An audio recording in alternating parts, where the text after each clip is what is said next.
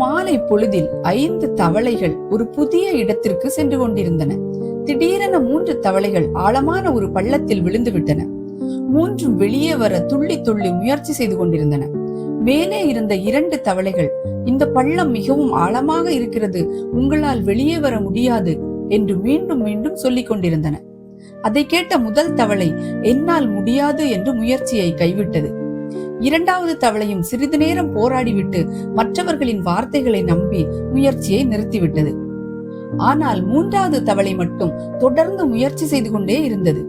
இறுதியில் ஒரு பெரிய துள்ளலில் பள்ளத்திலிருந்து வெளியே வந்து விட்டது. அதிர்ச்சியடைந்த 2 தவளைகள், இவ்வளவு ஆழமான பள்ளத்திலிருந்து எப்படி வெளியே வந்தாய் என்று கேட்டன. அப்பொழுது அருகில் இருந்த அந்த தவளை சொன்னது, அதற்கு காது கேட்காது, நீ என்ன கூறுகிறாய், இன்னும் கொஞ்சம் சத்தமாக கூறு என்று சொன்னது. அதனால் தான் யாருடைய எதிர்மறை வார்த்தைகளும் அதன் மனதை உடைக்கவில்லை. அதே போல வாழ்க்கையில் சிலர் எப்பொழுதும் உன்னால் முடியாது என்பார்கள். அந்த வார்த்தைகளை கேட்டு நின்றுவிட்டால் தோல்வி நிச்சயம். ஆனால் இலக்கில் மட்டும் கவனம் வைத்து முன்னேறினால் ஒரு நாள் அதே மனிதர்கள் உங்களை பாராட்டுவார்கள்.